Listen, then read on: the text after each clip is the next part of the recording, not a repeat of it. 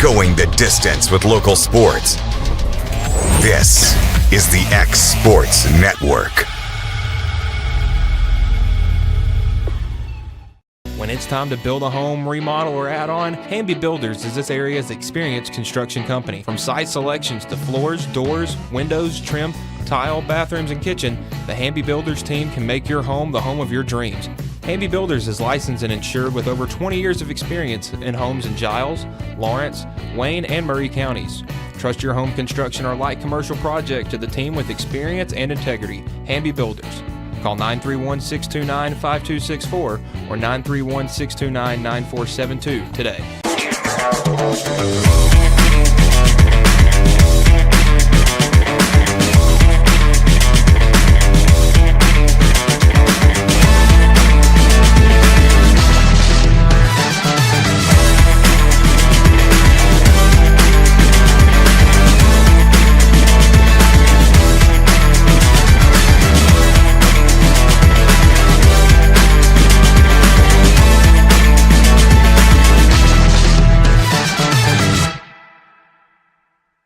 Bring your outdoor dreams to life at Loretto Nursery and Landscaping. This one-stop shop can help you get your project done from start to finish. Go see for yourself. They have a wide variety of plants, from tropicals to ferns and trees, plus hanging baskets. What they have to offer goes beyond what looks good. They also supply concrete, mulch, compost, and drainage culverts. Don't forget about their on-lot buildings and chicken coops. You think that's all? You can also stop by to fill up your propane tank. Loretto Nursery and Landscaping has you covered. Stop by 409 South Military Street. Going the distance with local sports. This is the X Sports Network.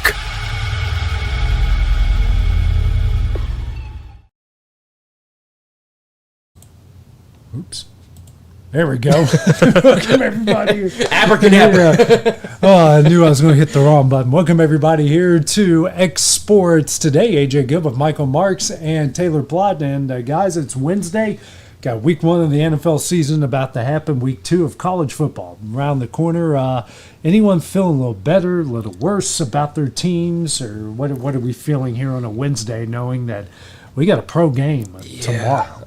I'm not a huge. I don't have like a specific team in the NFL, but I'm excited that the season's coming back around. I always like watching Week 1, seeing the new pieces and stuff, the moves that maybe you missed during the off season, and pretty much, I mean, it's almost like college in the sense that you almost have a new team every year. It feels like. Gotta see how my Bills are going to be looking this year. I mean, the first game. You're all over the place. I know. Well, I told you. Did I ever tell you the backstory of how I became a Bills fan? Have to. You have to. All right. So my first TV job was in Cheyenne, Wyoming, and that's about a Wyoming fan. That's why. Hey, they took me in. They embraced me. Guy from Alabama. They did. And it was like, all right. These are on-site Wyoming reporters. On-site Wyoming reporting. Anyway, I got hired to do the weather, and then I reported during the week. But I'm a sports guy, obviously, played sports, all that stuff. Well, our sports director, right before football season started, took a job back home in Tampa. That left us with only one sports person, so I picked up the slack on the weekends. Well, part of that job was going to the University of Wyoming, interviewing the coaches, interviewing the players. Well, guess who was the quarterback? Josh Allen was the quarterback. Yes. I got to know Josh Allen pretty well. Yeah. Anytime we would see each other, he knew my name, and we would talk. We would throw some football around after the interview and stuff. So we had, a little bit of a friendship that happened, and obviously got drafted with the Bills. And I wasn't a Bills fan from the get-go. Yeah. I've never said I hated the Bills, but I would never consider myself a Bills fan. Yeah. And as he continued to play, I kept watching him. I was like, all right, well, this team, I can get behind this team. And it just kind of grew that way. Yeah. But, that's the backstory with it. So, with him in Wyoming, they had some really good teams. I think that's a fair reason. Yeah. I feel like it's a fair reason. It's a fair reason. Yep. But it's going to, they're playing this week. That's the Ravens. That's Sunday night football. Sunday night football. That's a tough matchup. So I'll be very interested to see how the offense is looking, because you felt like you've lost some pieces, but you also gained some pieces too. So just be interesting to see. I mean, Josh is going to do Josh things. I don't think that's going to change. The question I have is defense. Is how's the defense going to look? Because I'm not concerned that the offense for scoring points. They're going to score points, but I'm curious what the defense is going to look like. But it's also fantasy season, so my fantasy team, I got to go for all those guys too. Yeah.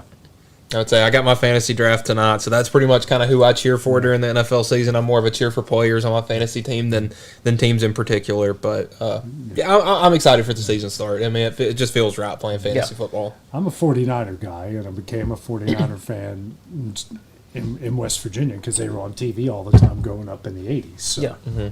And my sister was actually a Cowboys fan. I was a 49er fan. So things got pretty tense in the 90s with those two teams going at it. But, guys, we got some big news in the NBA. Just to read through this article here on ESPN, the Los Angeles Clippers and team owner Steve Ballmer reportedly have been accused of circumventing the NBA salary cap by paying $20 million to Kawhi Leonard for a no-show job.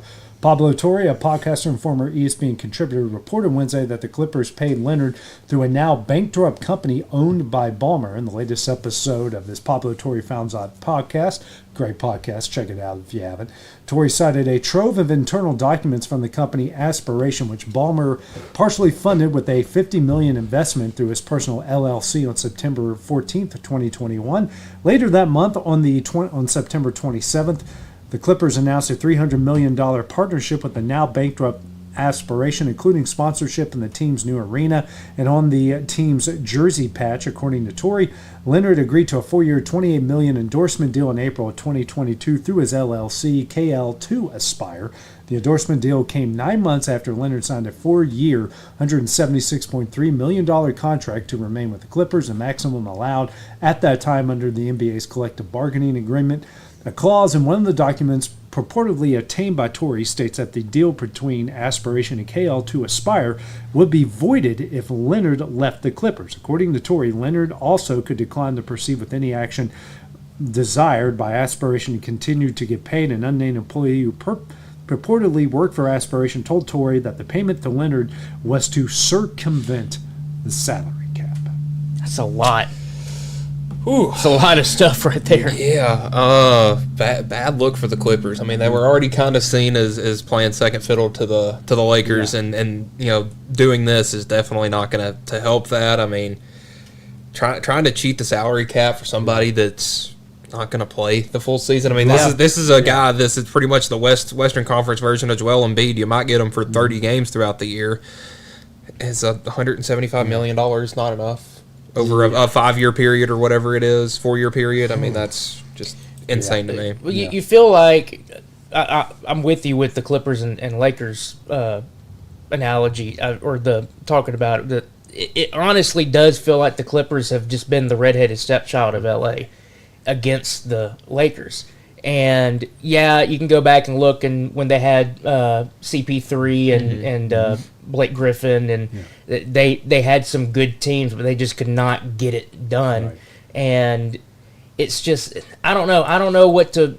I'm with you. It's like, why do that for someone who you might get 30 games out of? Right. But I mean, it also just has that vibe of just. It's the Clippers, and it's like you feel like they're trying to do things, and it falls apart. Yeah, it is a wild story. Especially, it wouldn't be that big of a deal if Ballmer hadn't put that, but it certainly looks like we've got some Breaking Bad stuff, or he's using one company to pay somebody more money to get around the salary cap, which obviously is illegal. You can't do that. And he's got a lot of money, and he thinks he can do whatever he wants with it. Yeah. I think at this time he kind of got caught. Yeah, I mean, it looks like he was just trying to do a little shady stuff under the table, and somebody that I guess worked for him, or somebody that knew what was going on, didn't like him anymore. You know, maybe a little beef growing right there, and then it comes out. Here's some advice for people, because I feel like if you're going to do this, there's some straightforward things that you need to understand. One, if you're doing it with multiple people, make sure those multiple people are very close to you, and you're all on the same page every single day. Right. Two, you want to make sure that any paper trail, obviously, it ain't going to be there. Yeah. Be very careful with that. But the big thing is, if you're having it with more than just you have other people involved, Yeah. make sure they're on your good side. Because Right. you're right. Yeah. Could this be something that someone just kind of like, by the way, here you go. Yeah. They're having a beef with Or somebody. is this a publicly traded company? Or, and, yeah. and all of their materials are available, Yeah. and that could have got him too. Yeah. Or Ballmer's, his company is publicly traded, and any company that company deals with that he Yeah. pumps money into, that becomes public knowledge. So this is a really good reporter Yeah. who knows where to dig and heard something, looked into it, and found a lot of stuff. Yeah. Well, Steve Ballmer's a guy worth almost $60 billion. Okay. Yeah. I mean, Yeah. there's no, I mean, I get at that point that $28 million sounds like just pocket change to that. But that's a large sum of money. And whenever that's moving around, it's going to be easy to track. Yeah. It doesn't matter. I mean, who you are, moving $28 million around to pay somebody under the table. Yeah. It's going to be hard to keep that secretive, especially when it's a guy that's worth so much money and viewed so highly in the financial world Yeah. that, I mean, that's going to be tracked. It's going to be tracked. And the thing, again, this is just where my mind goes, where it's like, I've watched the shows. I've watched Ozark. I've watched Breaking Bad. I've watched all these shows, and you hear these stories, and it's just like, yeah, us who we obviously don't do that, but you look at it as like, why did you do that? Because that puts red flags. Yep. Why are you? I mean, who's to say they didn't do the 28 million within chunks or something like Yeah. that? But still, it's a ton of money. And it's like you wouldn't think that might get flagged by something or somebody. Or if you're going to pay it as like an endorsement type deal, at least have Kawhi Leonard do something. Yes. I mean, just $28 million for nothing, just kind of to break the salary cap. It just looks dumb now. I mean, It could honestly be another thing where you're right. He has a crap ton of money, and okay, if you get caught, so what? It's almost like okay, it's almost worth it at this point to not be completely careful with it because you're rich anyway. It's like, well, it's not going to hurt me if I get caught anyway. Right.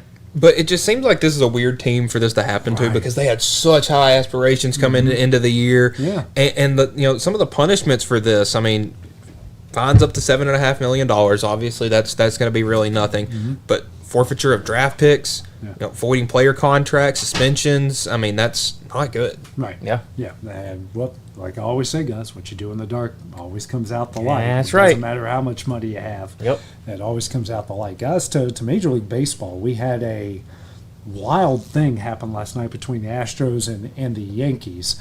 The Astros starter Framber Valdez said he apologized to catcher Cesar Salazar after hitting him in the chest with a pitch Tuesday night. The left-hander insisted it wasn't intentional. Valdez appeared to shake off Salazar on a 1-0 pitch with the bases loaded and tricked Grisham of the Yankees at the plate in the fifth inning. Salazar then urged him to step off the mound. You literally see him do this. But Valdez proceeded with the pitch, which Grisham launched into the left field bleachers for a grand slam. Yankees won that one 7-1. The second pitch to the next batter, Valdez hit Salazar in the chest with a 93-mile-an-hour pitch, raising questions whether he did that on purpose because clearly Salazar was thinking off speed. He throws him a fastball, hits him right in the, I mean, good on the umpire for calling it a strike. Yeah. He didn't catch it because it was right down the middle, so good on him for that. But Valdez says it was not intentional. What happened with us, we just got crossed up, he said through a Spanish interpreter. I called for that pitch. I knew it.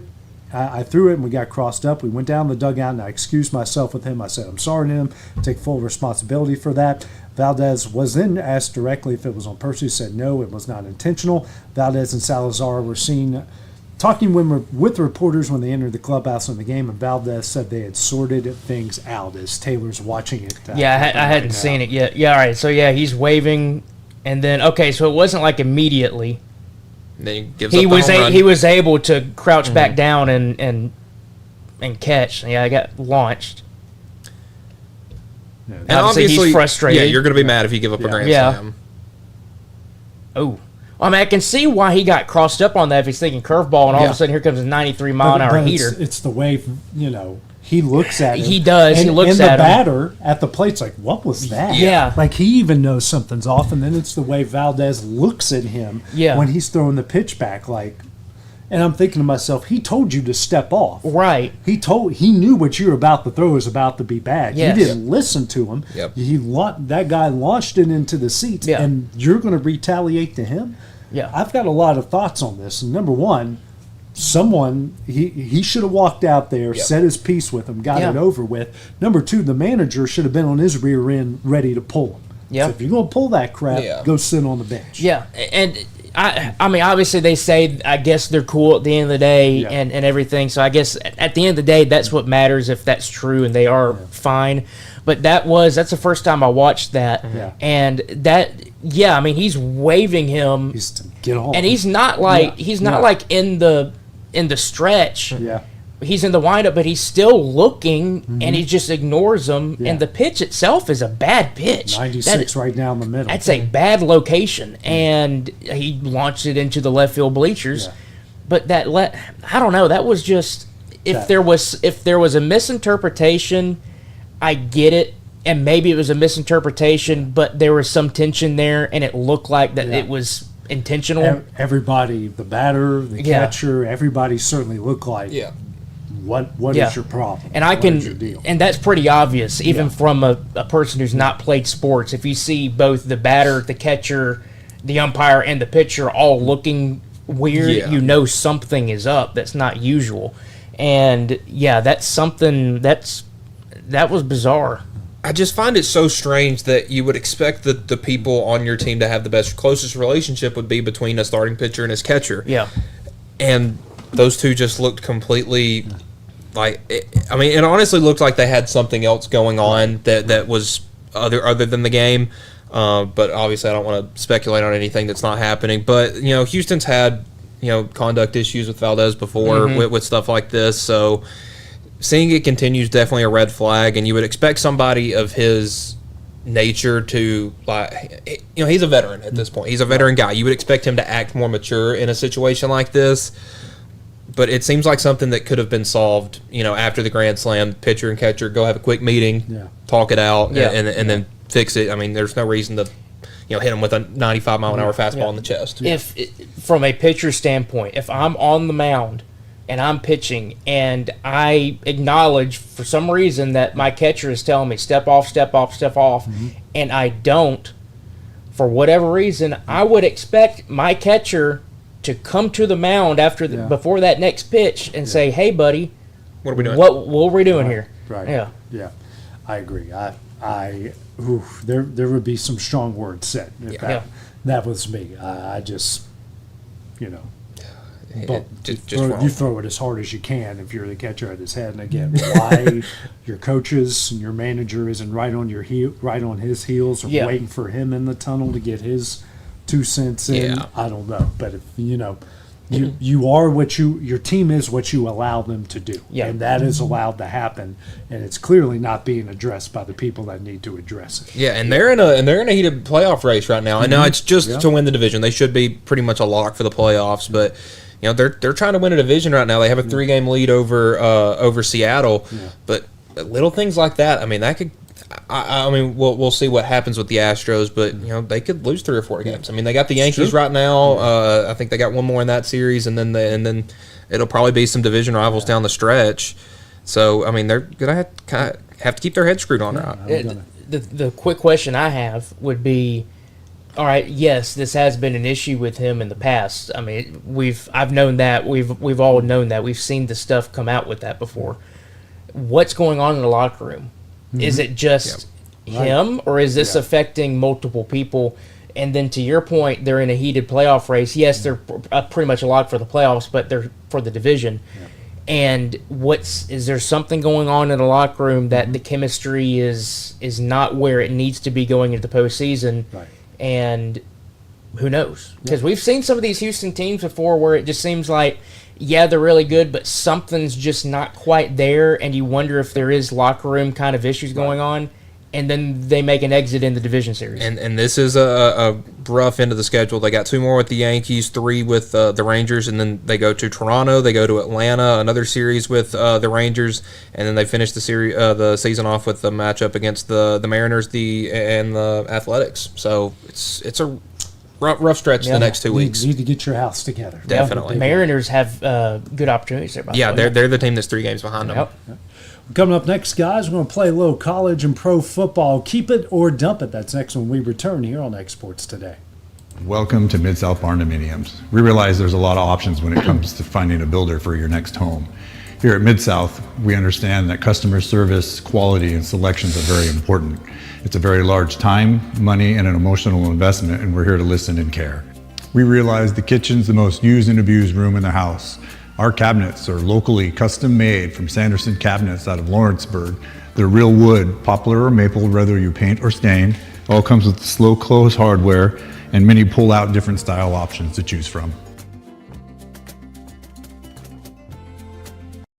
Gifts and goodies galore await you at Miss Millie's in downtown Lawrenceburg. From brands you know and love, like E. Newton Jewelry and Tyler Diva Wash, to unique specialty gifts, you will find it all here. Whether you're looking for the perfect gift for someone you love or shopping for yourself, shopping local is the way to go. We have home goods, women's fashion and accessories, baby items, and lots of seasonal decorations. Our friendly staff will welcome you in, help you find what you need, and even package your gifts for you. Also, we can't forget to tell you about our popular bridal registry. Future brides can come and create their perfect registry with us. So stop by Miss Millie's today. We're located in the northeast corner of the square in downtown Lawrenceburg.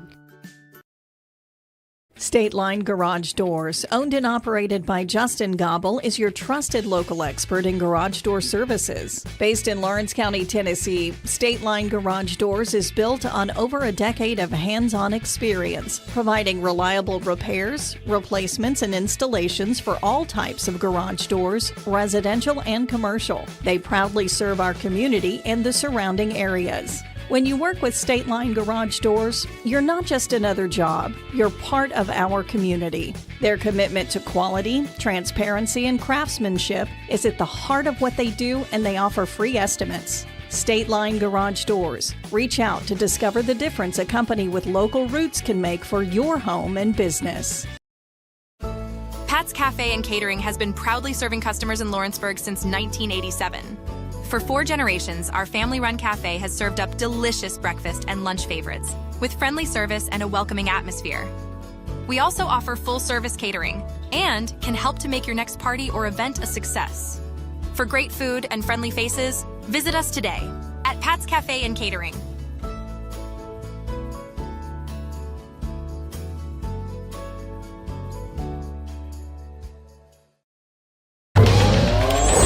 Going the distance with local sports. This is the X Sports Network.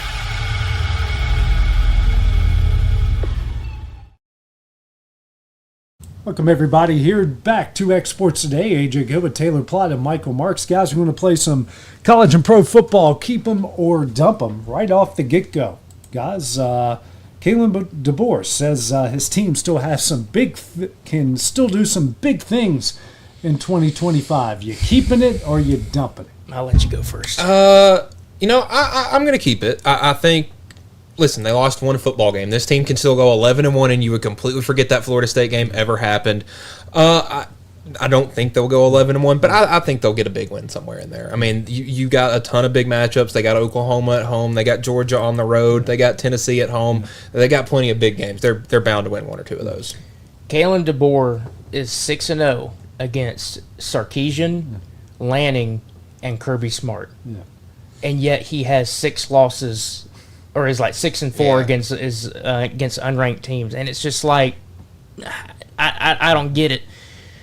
I'm keeping them, and I really do. The thing that just makes me believe that something's going to happen that's good is this team's way too talented. Yep. It is way too talented. You're going into the season, yes, people are like, oh, well, you were ranked number 8 to begin the season. Okay, well, I look at that and I was like, well, look at how much talent this Alabama team has.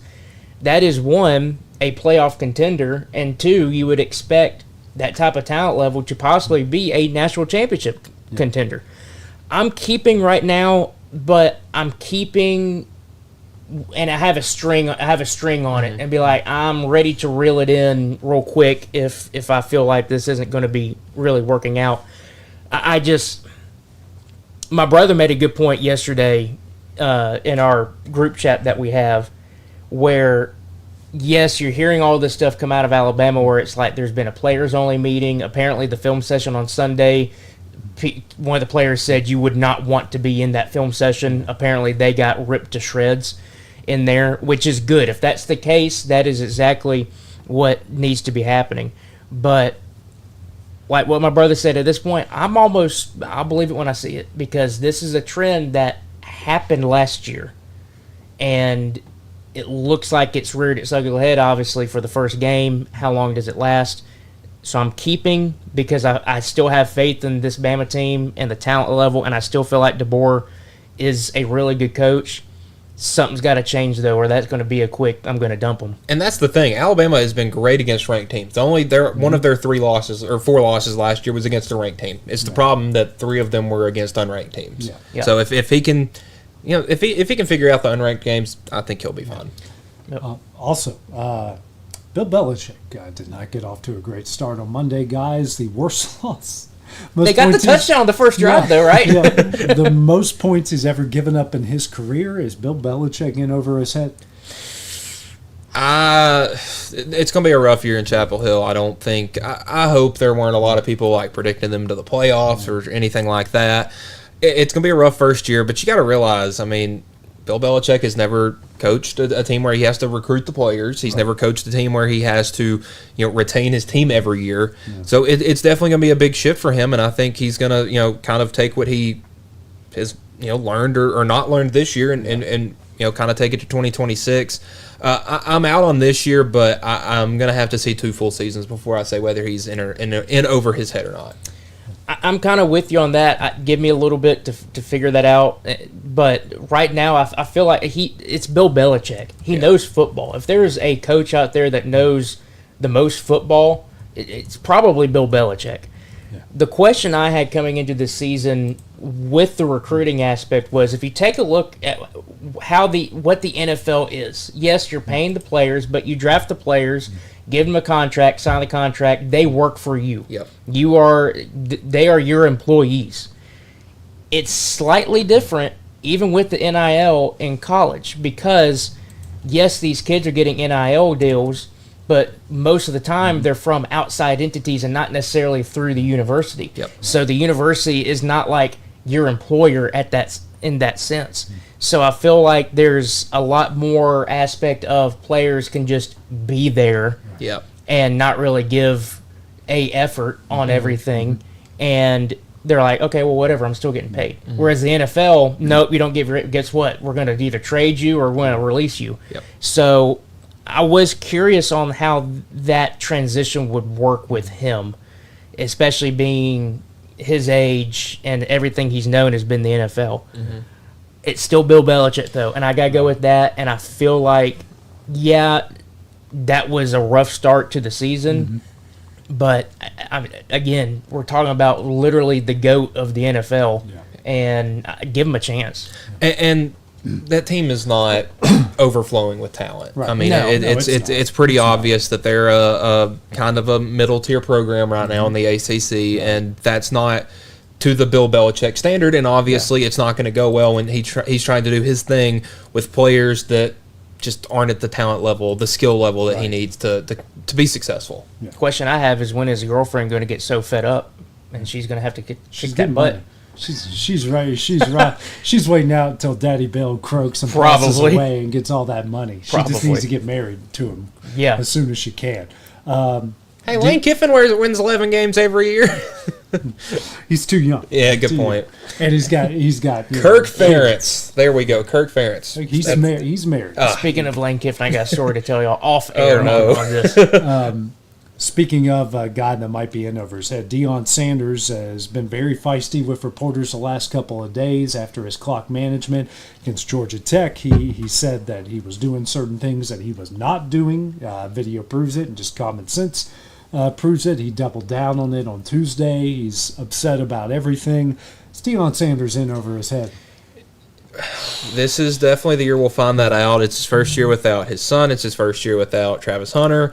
And, I mean, he's done all right recruiting, but he's one of those guys that builds most of his roster through the portal. And that's just not something that can consistently produce wins. I mean, you can do the same thing every year through the portal and bring in this guy and that guy, and you're going to get 100 different results. Right. I'm shocked and I'm not shocked at his comments on how, like you said, there's video evidence that proves that like he wasn't really doing what he said he was doing. Yeah. And the one that shocks me with that is you look at the way that Dion has done interviews when people talk about a player, or even having video of him talking with a player and giving him sound advice, literally sound life advice. And on that aspect, I'm like, well, why is he saying this? Because you look at this other side of Dion, and it's like really down to earth. He's trying to, give you the right information, all that stuff. And then you have the other aspect of Dion, which I believe is he's a diva. And if he The gold headset. the gold headset and everything, and once you get a diva in that situation, you get caught, and he knows he got caught. He's not going to want to admit that he got caught doing a stupid thing. Like, why do you keep your 2 freaking timeouts when you need them? Minute and 8. The Minute first and one 8. you take is a sack. If you have the announcers on the game, and they're not obviously screaming it, but in their heads they're screaming it. Why are you not taking your freaking timeout? And they're actually saying, why are you not taking your timeouts on air? Probably should be taking your timeouts. Right. So that the clock management with that just absolutely flabbergasted me. But the comment, like I said, it was weird, where it was like you feel like Dion is half of him is down to earth and will give you good information, will own up to things and tell your players to own up to stuff. But I feel like he got caught with his pants down and his diva side took over. Yeah. Now, is he in over his head? I don't know, because it's not like he hadn't coached college football before. He was at Jackson State. But he also, all he had to do was bring in a lot of good players and a lot of money into an HBCU. Yeah. It's kind of easy to win when you do what he was It is. doing. It doesn't necessarily translate to the FBS level. Right, and you're completely right. But that's where I'm like, now is he in over his head at Colorado? Probably. Maybe, I would get that. Is he in over his head as an FBS coach? Smaller school, maybe? Yeah. I'm not sure about that. Yeah. I think he can get guys, and he can get guys in the portal because everyone's doing it. I think where you see he's in over his head is in those situations. Yes. I think he would be great at a school like a North Texas or a Texas State or a UTEP, something like a smaller scale school where he can, bring in these guys that, maybe they're not all 4 and 5 stars, but can bring in talent, develop them, and do it like that. The way he's doing things at Colorado and just his personality is rubbing a lot of people the wrong way, and that's why I think that we probably won't have too many more years of him at Colorado. I know that, yes, his son's in the NFL and lost Travis Hunter. I will say that the vibe that he gave from the onset of this, you saw the record, you're kind of like, okay, whatever. But the players that he had, you're kind of like, okay, I can kind of get it a little bit. Yeah. I can kind of get that. Yeah. But he doesn't really have them anymore. Yeah. So, yeah. All right, one more in college, and we'll do one in the pros. Arch Manning, can he still win the Heisman Trophy after his bad performance on Saturday? Honestly, yes, but there is only one reason. There wasn't a quarterback on Saturday that blew everybody away. I mean, John Mateer had a decent game. Like, some of these guys had good games. Yeah, Arch wasn't great, but nobody else. I mean, it wasn't like there was one guy or 2 or 3 guys that had such a good game that it kind of put them, well and above everyone else. Right. I think Arch has a good 3 or 4 week stretch. He'll be right back there in it. Yeah, I'm going to be with you on that. I'm hesitant to say yay or nay. I would lean more towards yes, he could, but I keep going back to the same thing. It's like he really gives me Quinn Ewers vibes, where it's like you expect so highly of this guy, and yes, he's a great quarterback, but he's not that Heisman level. He's just a step below it. To your point, there really wasn't a quarterback that really stood out. The one that actually stood out to me was Jackson Arnold at Auburn. Yeah. Which I didn't know this, but you said that he had the most rushing yards of week 1. Yeah, he led the SEC in rushing yards after Yeah, the first week. SEC. He had like 140 on the ground. Yeah. And that was one of those where you saw some of the clips coming out of the Auburn camp with Arnold obviously not doing what he needs to do, and you have Hugh Freeze slamming his clipboard and everything down on the ground. You're like, oh, great, well, this is going to be a whatever it is going to be down. Why am I blanking on the word? Dumpster fire. Yeah. Absolute dumpster fire down there. But he came out, and I'm like, all right, well, we knew Jackson Arnold was good. Yeah. He impressed me on Friday. But Arch, I guess, but he's got to prove to me that he is going to live up to the He'll hype. have some opportunities, but he needed to play at least decent on Saturday. Yeah. He was far below. I just think the big teller with Arch is going to be around the week 6 or 7 mark when they get to that halfway point in the season, because we saw with Ewers that 2 full years he got it at Texas that he would progress through week in, week in, week until about week 7 or 8, and he'd kind of cap out, and we just see the same Texas team from then on out. Can Arch keep growing into the later points in the season, and maybe even still into like conference championship weekend, still getting better every week? If he can, I think the Heisman is the ceiling for him. But if he's like a Ewers and kind of just hits a wall around week 7 or 8, then I'm with y'all. I don't think there's any chance he wins it. He's a sophomore, is that right? Yes. Yeah, a redshirt sophomore. Redshirt sophomore. That's the other aspect of this that people. He's still young. Right. Yeah, he's still young. And one from the pros, guys, Aaron Rodgers, kind of taking a Brett Favre cycle, starts with the Packers, disastrous there in New York. Now he's got a different team. Does he do like Favre did in Minnesota, have one great year left in him? That's a good question. Because Rodgers is, 40 or 41 at this point? He's older, he's my age, so he's 40 or 41. Yeah, we're right around the same age. How old was Favre when he went to Minnesota?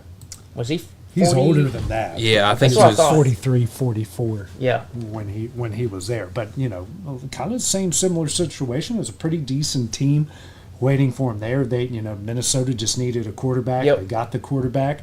Pittsburgh, I'm not saying was exactly like this Minnesota situation, but it's not terrible.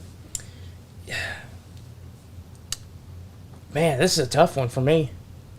Because on one hand, I can really see him having a resurgence year. Yeah. And kind of like his last hurrah, if you will.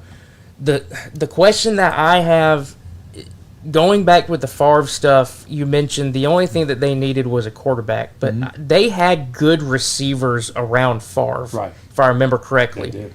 Yeah. I'm not sure if Pittsburgh has really good receivers around Aaron Rodgers. So going to the Favre thing, Favre could just be Favre, and the receivers are going to do their job. I almost feel like with the Pittsburgh situation, Rodgers has to be more Rodgers and actually have to maybe either throw these guys open, or he has to be more to them as opposed to them coming to him and stuff. I mean, I'm looking at Favre's first year in Minnesota, and it was one of the best years of his career. He was top 5 in his years in passing yards and touchdowns. He had the least interceptions he had in a full season. So I don't think we're going to see like prime Aaron Rodgers, but I think we'll see a pretty decent season out of him. I just don't think this is an offense and the players around him in Pittsburgh. I just don't think it's an offense that would allow him to put up numbers like that. Because like y'all said, Brett Favre had a ton of talent around him in Minnesota. I mean, those were that 2009 team he was on was really good.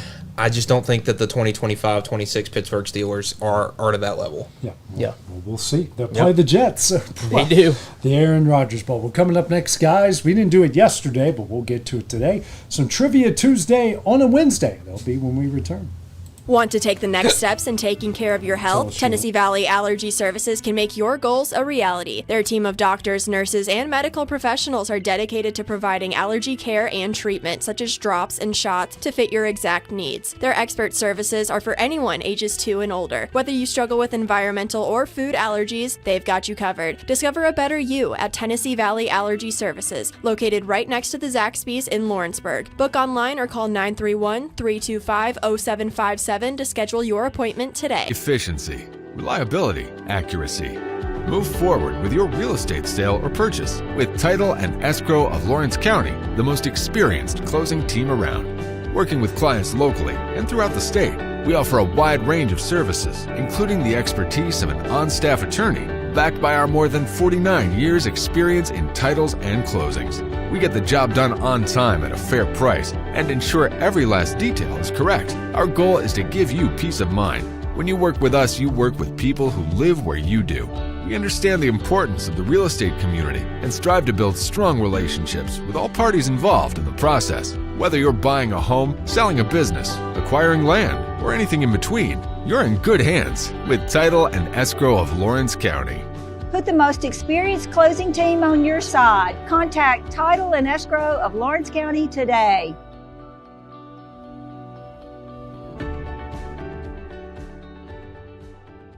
Good Works at Home, formerly known as the Summit at Home, is a licensed non-skilled agency dedicated to helping you maintain your independence at home for as long as possible. Our compassionate and caring staff provide support in various areas, including dressing, bathing, personal hygiene, transportation, cleaning, and companionship. Please call our office about services, payment options, and long-term care policies at 931-762-2310. We look forward to assisting you with keeping your independence longer. Going the distance with local sports. This is the X Sports Network.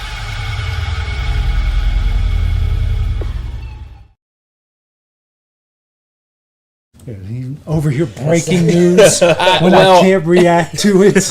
We'll have to wait till the end of the segment. We'll have to wait till the end of the show here. Guys, we didn't get a chance to get to it yesterday, but we'll get to it today. Here's some Trivia Tuesday stuff. Start off with a little bit of baseball. Guys, we're going to go give me top 10 home run leaders from second baseman. Let me give you 20 through 11. Okay. Charlie Gehringer, 184. Brian Dozier, 186. Ray Durham, 192. Bobby Grich, 204. Wow. Roberto Alomar, 210. Brandon Phillips, 211. Bobby Dorr, 223. Craig Biggio, 228. Dan Ugla from right down the road in Columbia, 235. Lou Whitaker, 244. I'm just going to go ahead and give you one because his birth date was 1915. And is it Rogers Hornsby? No, he didn't hit it up. He's probably on there. He's number 4 actually, 272. But number 9's Joe Gordon. So I don't think you guys ever had heard of him because I haven't. So there you go. You got Hornsby at 4. Gordon was at 9. So Gordon has 253. Hornsby 272. Marcus Giles. He is not. Really? I don't know if he's played long enough and technically at second base. Ozzie Albies is 25th at 155. Wow. Okay, so that probably means this one's a no. Is Marcus Semien up here? No. Okay. I know he has the most in a single season for a second baseman. Ron Sandberg. Number 3, 275. Second baseman. I mean, that's always kind of, it feels like a very forgotten position. Everybody knows your shortstop, but that other guy up the middle. Yeah. You've got one active player. Really? All of them were retired? Yeah. Okay. Or just no one wants them. One or the other. Who's going to be one? The guy who's active is doing great on my fantasy team this year. I'm about to say, I'm trying to think who's the one that's going to be active. He's won some World Series titles. Oh. Is it Javi Baez? No. Oh. No. I know he spent some time at second. Yeah, when they won the World Series. Yeah, that was what kind of... AL or NL? AL. AL. Same former MVP, 2-time World Series champion. They've actually switched him to a different position, but at second base, he's at 253. It's not Altuve, is it? It is Altuve. Altuve. Okay. Number 8. Yep. I kind of forget about him. I do forget that he did kind of do second base. Yeah. So. And he's up there for a lot of postseason stuff because he's been really good. Number 1 is a former National League MVP, 4-time Silver Slugger winner at his position. How old are we talking? Late 90s, 2000s. His career bled into the 2010s a bit. Okay. 17-year career. Is there a guy like Ian Kinsler on here? Number 7, 257. That's not who I was talking about. Yeah. So you guys have gotten 3, 4, 7, 8, and 9. I gave you 9 because you wouldn't have known who it is. Not having 1 or 2 is really kind of... It's like Joe Morgan on here. He's number 5. Okay. That's a good one. Yeah. Forgot about him playing. Yeah, I thought he was a different position. We got some late 90s, 2000s, 2010 guys. And that's why I'm trying A to. lot of them on this list. The one you said, was it 6-time Silver Slugger, the NL guy? 4-time. 4-time. At number 1. Oh, is number Robinson 1? Cano on here? Number 2. Okay. He's not who I was talking about, but he's number 2. 335 for Robinson Cano. Narrow it down to division. Like if West. For number West, 1? For number Well, 1. he played for 6 different teams. So okay. he played Wow, okay, so he's been around the block. 17 years, 6 teams. He started in the AL Central, moved to the NL West, then went to the AL Central, and then he kind of just bounced around. bounced around. I'm just trying to think of if there was a team that career his postseason, his career 276 hitter in the postseason, career 290 hitter in the regular season. He should be a Hall of Famer, but I think he was kind of I'm trying to picture these guys and like with teams that I remember that they played on. That's kind of what's throwing me off. He was either hitting before in his second stop in the NL West. He was either hitting in front of or behind one of the greatest sluggers ever. Okay, this is probably not who you're talking about either, but this just made me think, is DJ LeMahieu on here? No, not enough. I didn't think he was enough power. One of the best sluggers ever. Talking about like Barry Bonds. Oh, Who's mid-2000s guy for the... Who's on these Giants teams that was second base? Jeff Kent. Oh my God! Yeah, I forgot. Yeah, his Jeff Kent's 354 home runs. Wow. 2,264 career hits, and he also as much as they talked about that guy during the College World Series, you'd think I know everything about him by now. So we've gotten 1 through 5, 7, 8, 9. You need 6 and 10. One of them, his brother, is a manager of Major League Baseball right now. Brother, interesting. The other one, known for what he did with the Phillies and the Dodgers. Jimmy, is Jimmy Rollins on there? No. Was he second? That's what he was a shortstop. He was short. Okay. Yeah. What team did the guy in 6th play for? Phillies and the Dodgers. Okay. What about number 10? Let's see. Mariners. He played for a lot of teams. Okay. Let's see. 5 teams in 14 seasons. Mainly the Mariners and the Reds is who he's known for. The Phillies guy, is that also like 90s to 2000s, or is it? More 2000s, 2010s. Okay, so that's more what I would kind of remember. I'm trying to picture that Phillies team. He's a World Series champion, Mm-hmm. 4-time Silver Slugger winner as well at his position. I feel like Brandon Phillips played for forever, but I don't think... Already said. Oh, okay. He's in that 20 to 11. Mm-hmm. Okay. 15 all the time. But he was mainly known for what he did with the Reds. Yeah. Nice guy, I'm trying to picture that infield because you had Ryan Howard, you had Jimmy Rollins. I'm trying to remember who was over at third with them. It wasn't Scott Rowland because that predated him. Yeah. I'm trying to picture that Phillies team and that infield. I'm gonna feel really dumb when you say these guys' names. I know who this guy is, but I'm just like Chase Utley. Oh. Number 6, 259. Chase Yeah, one of the Utley is best at number second 6. basemen like ever. why did I not think of that? And Brett Boone is at number 10. Brett Boone. Oh. Okay. 52. Okay. So Well, okay. God, I mean that's like right. I mean I Yeah. can picture that Phillies infield. I mean, I could see him. I just didn't think it. Chase Utley. all right, on to football, guys. Top 10 receiving touchdowns by tight ends. Okay, number 1's gotta be Gronk. No, he's number 3, 92. Kelsey. Number 5, yeah. 77. Wow. Tony Gonzalez. Number 2, 111. There's only 2 guys over 100. We didn't get number 1, touchdowns. have we yet? No. It's Antonio Gates. Number 1, 116. So you've gotten the top 3. Do we have like any slightly older guy like an Ozzie Newsome or something like that? He is just on the outside. Okay. He finished at 47. Because he was 20. one of the him and the guy I'm about to say if I can think of his name, Kellen Winslow, senior. Not in the top 10. Wow, those were the first 2 guys that really went out. He's 24th at 45. those are the first guys that kind of lined up actually as receivers. How many active? Left. None of them. None of them. Well, Okay. there's not even a Kittle in here. Yeah, Okay. you've already I was said, thinking Kittle. You already Yeah. said the active guy. Kittle is at 21 at 45. Okay. Kyle Rudolph 16 at 50. Mark Andrews at 15th at 51. I was thinking he might have been on the and list. Zach Ertz is the only other active one in the top 20, 12th at 53. I can't believe he's still playing. Is Delaney Walker on this list? But one of his teammates, former teammates, is So a former Titan. 49. 49. Oh, Vernon Davis. There you Okay. go. Number 7, 63. Because for a second I thought Jared Cook, maybe. Who was a tight end at Dallas that Roma had for a while? Jason Witten. Number 6, That's 74. because he just retired recently. I Yeah, thought. and So you're missing 4, 8, 9, and 10. Number 4, mainly known for his days with the Saints.